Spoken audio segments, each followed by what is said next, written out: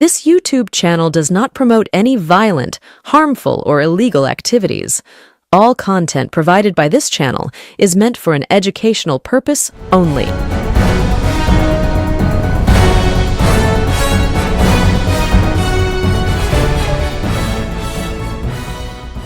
নমস্কার, আমি সায়ন্তন চক্রবর্তী। আপনারা দেখছেন বঙ্গচক্র ইউটিউব চ্যানেল।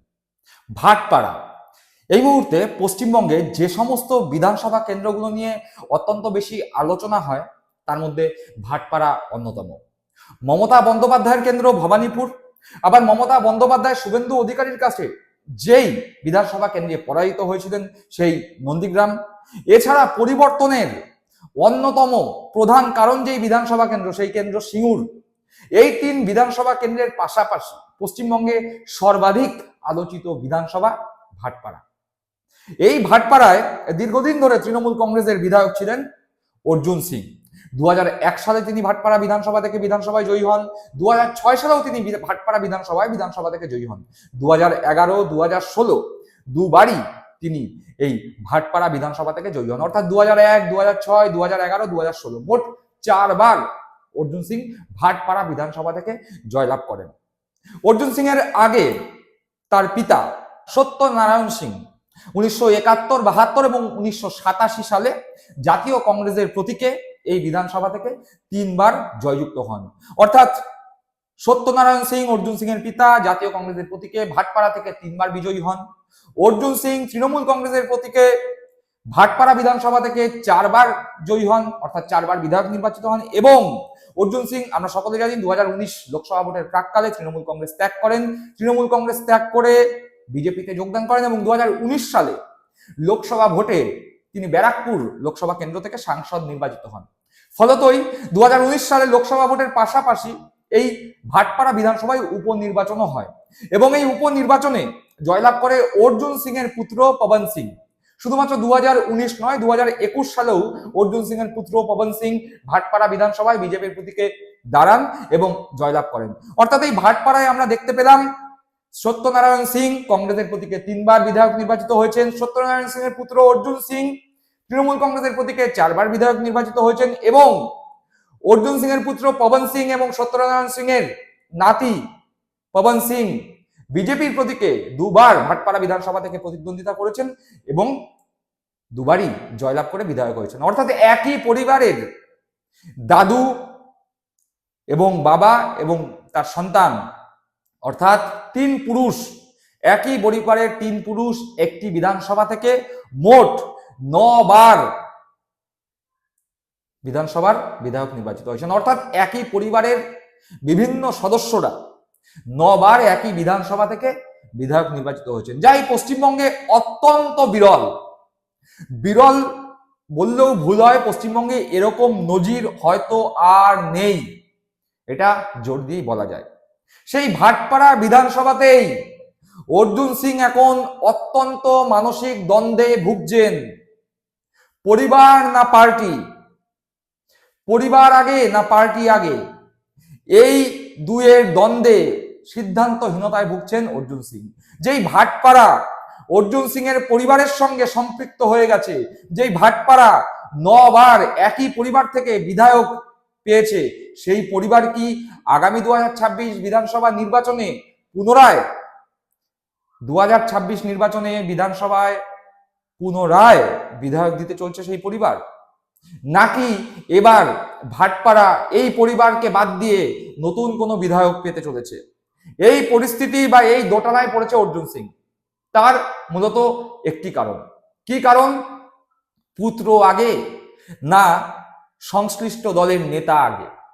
ভাটপাড়া এমন একটি কেন্দ্র যেই কেন্দ্রে হিন্দিভাষী আছে, বাংলাভাষী আছে, হিন্দু আছে, মুসলিম আছে, এমনকি অন্য ভাষাভাষীর মানুষজনও আছে এবং এই ভাটপাড়া বারবার অর্জুন সিং এর শক্ত গড় হিসাবেই পরিচিত।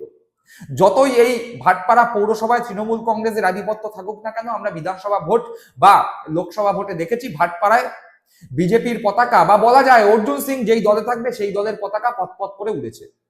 2019-এ অর্জুন সিং ভোটে দাঁড়ায়নি, কিন্তু তার পুত্র পবন সিং এখান থেকে জয়লাভ করে। আবার 2021 সালেও পবন সিং জয়লাভ করে। এমনকি 2024 সালে ব্যারাকপুরের সবকটি বিধানসভায় তৃণমূল কংগ্রেস লিড পেলেও ব্যারাকপুর লোকসভার অন্তর্গত এই ভাটপাড়ায় তৃণমূল কংগ্রেস 8,000-এর কাছাকাছি ভোটে পিছিয়ে ছিল। অর্থাৎ এই ভাটপাড়া অর্জুন সিং এর সঙ্গে বরাবর থেকে এসছে, যার ব্যতিক্রম 2024 সালের লোকসভা নির্বাচনে হয়নি। তার কারণ লোকসভা নির্বাচনে তৃণমূল কংগ্রেসের থেকে বিজেপি 8,000-এর বেশি ভোটে লিড নিয়েছিল এই ভাটপাড়া বিধানসভায়। এবার 2026 বিধানসভা নির্বাচনে ভাটপাড়ায় বিজেপির প্রতীকে কে প্রতিদ্বন্দ্বিতা করবেন, এটি অত্যন্ত চর্চার বিষয় ব্যারাকপুর সাব ডিভিশনে এই মুহূর্তে।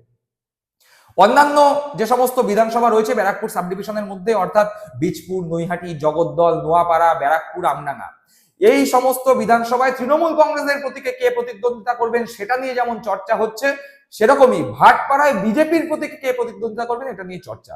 এবং এই চর্চা এমন পর্যায়ে গেছে যে বিজেপির নিজেদের মধ্যেই দ্বন্দ্ব। পুনরায় অর্জুন পুত্র পবন সিং এখান থেকে বিজেপির প্রতীকে প্রতিদ্বন্দ্বিতা করবেন, নাকি অর্জুন ঘনিষ্ঠ আরএসএস ঘনিষ্ঠ নেতা প্রিয়াঙ্গু পান্ডে এই বিধানসভা থেকে বিজেপির প্রতীকে প্রতিদ্বন্দ্বিতা করবেন, এই নিয়ে নিজেদের মধ্যে দ্বন্দ্ব। আরএসএস ঘনিষ্ঠ হিন্দুত্ববাদী নেতা প্রিয়াঙ্গু পান্ডে টিকিট পাওয়ার বিষয়ে অত্যন্ত আশাবাদী। তার অর্থবল এবং লোকবল আছে এবং তিনি দীর্ঘদিন ধরে এই ভাটপাড়ার বুকে নিজের সংগঠন সাজানোর কাজ করছেন। অতীতে 2021 পরবর্তী সময়ে এই প্রিয়াঙ্গু পান্ডে অর্জুন সিং এর সঙ্গ ত্যাগ করে তৃণমূল কংগ্রেসে গেলেও পুনরায় অর্জুন সিং এর সঙ্গেই আবার বিজেপিতে প্রিয়াঙ্গু পান্ডে যোগদান করেন। এই প্রিয়াঙ্গু পান্ডের সংগঠন বেশ ঈর্ষণীয় এবং ভাটপাড়ার সমস্ত প্রান্তে প্রিয়াঙ্গু পান্ডের সংগঠন আছে এবং সেই সংগঠনের ভিত্তিতে প্রিয়াঙ্গু পান্ডে মনে প্রাণে চাইছেন বিজেপির উচ্চ নেতৃত্বকে বোঝানোর জন্য যে ভাটপাড়ায় এবার যাতে তাকে টিকিট দেওয়া হয়। আর ওদিকে পবন সিং, ভাটপাড়ার দুবারের বিধায়ক অর্জুন সিং এর পুত্র, তিনিও আশাবাদী এই বিধানসভা থেকে তৃতীয়বারের জন্য বিজেপির প্রতীকে প্রতিদ্বন্দ্বিতা করবার জন্য। কিন্তু পবন সিং এর ব্যক্তিগত কোনো ক্যারিশমা নেই।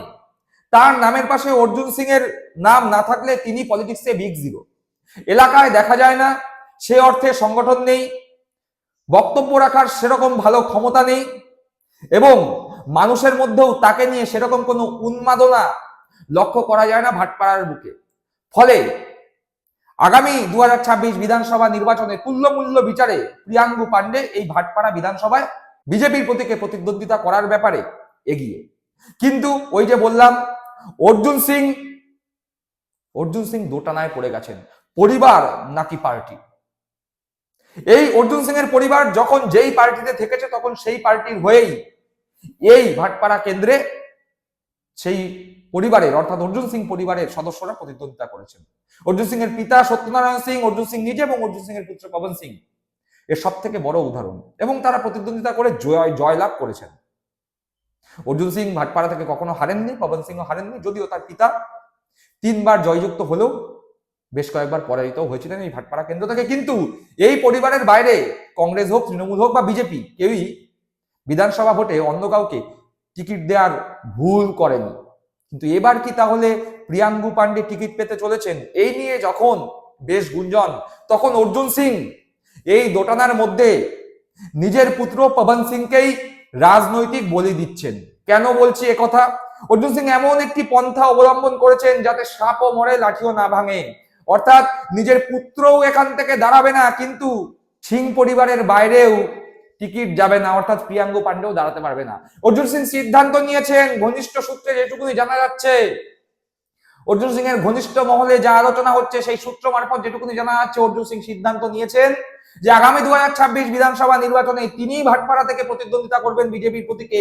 এবং তিনি যদি বলেন আমি ভাটপাড়া থেকে 2026 বিধানসভা নির্বাচনে বিজেপির প্রতীকে প্রতিদ্বন্দ্বিতা করব, তাহলে সেই ইচ্ছার ওপর না বলার সাহস এই পশ্চিমবঙ্গের বুকে তাবড় বিজেপি নেতাদেরও নেই।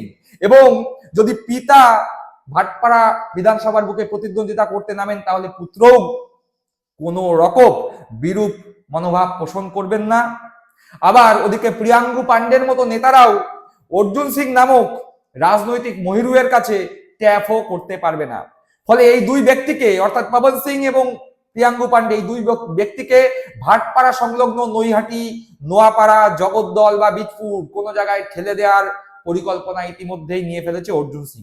বলাই বাহুল্য, এই ব্যারাকপুর লোকসভা কেন্দ্রের অন্তর্গত 7টি বিধানসভায় কারা কারা কোথায় কোথায় প্রার্থী হবে সেই বিষয়ে অর্জুন সিং এর মতামতকে বিজেপির কেন্দ্রীয় তথা উচ্চ নেতৃত্ব, রাজ্য নেতৃত্ব গুরুত্ব দেবে।